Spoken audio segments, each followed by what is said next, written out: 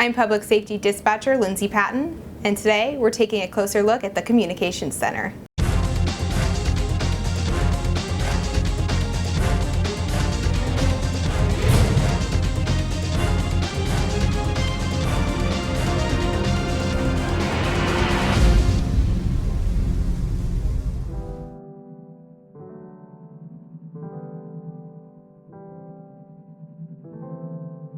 My name is Karen Farmer. I supervise the Public Safety Communications Center for the City of Torrance. We handle all 911 emergency and business calls for both police and fire. Torrance Police Department. The Torrance Communications Center handles thousands of calls every month. For example, in 2014, we took approximately 263,000 calls.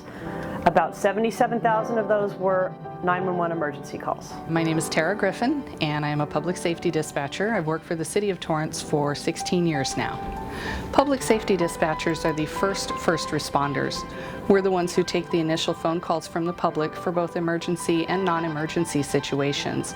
We're the ones who decide what response is proper if you need police, fire, or paramedic assistance, and get help sent on the way as soon as possible. The Torrance Communications Center has approximately 35 employees.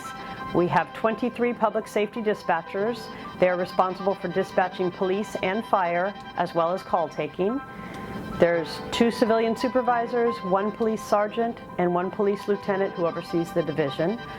At any given time, we have 6 to 10 police officers assigned to us as well. Fire and paramedics, what's the address? Approximately 5 ago, the RP observed a light tan compact occupied by 2 unknown males driving in and out of the cul-de-sac. Subjects retrieved bags of property from the rear yard and placed them into the vehicle. I'm Debbie Rogers, supervisor of the Torrance Police Department Communications Section. I've worked for the Torrance Police Department for 35 years. When I started, the police department was located on Torrance Boulevard next to City Hall. When I first started, the city switchboard was with cords, and we'd have to answer the phone with one cord and plug it into the extension with the other cord. And you'd have to listen for static, because if there's static, that meant someone was already on that line. When we moved over here to what we called the new station, we dispatched on dispatch cards where we had to fill out everything. We used a conveyor belt to send the cards from the call takers up to the dispatchers. And with technology, we now do everything on the computer. You take the call, you enter the call on our computers, and they go to the officers in the field now on their computers. Torrance Police 911, what is your emergency? Here at Torrance Police Department, we have the advantage of having officers as call takers and an officer in charge. A lot of citizens, when they call in, they want to speak to an officer. They don't want to speak to a dispatcher, even though they have a lot of training, continual training to handle calls over the phone.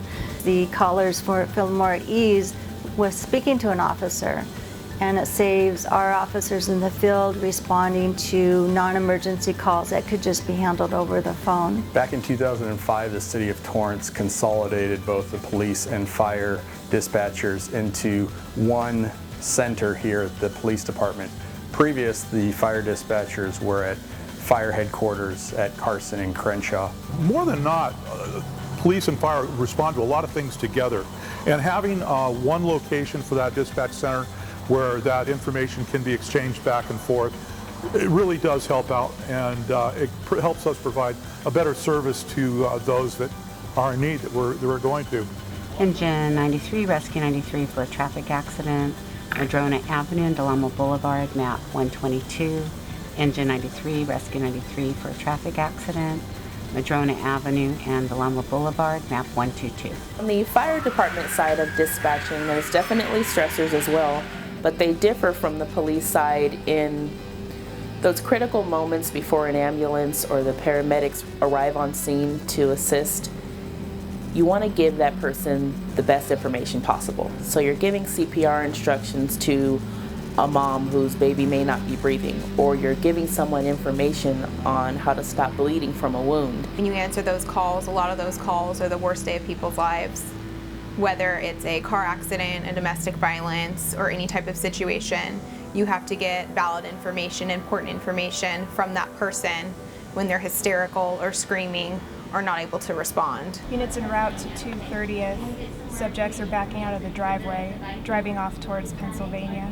The stresses for a dispatcher are very high. For the calls coming into communications, we're their lifeline, and we may be their only contact to get enough information to get them the help that they need. The dispatchers here at Torrance are really the unsung heroes. They're doing all the work behind the scenes, collecting the information and putting that out to officers so that we know what to expect and what we're getting ourselves into prior to arriving to our calls.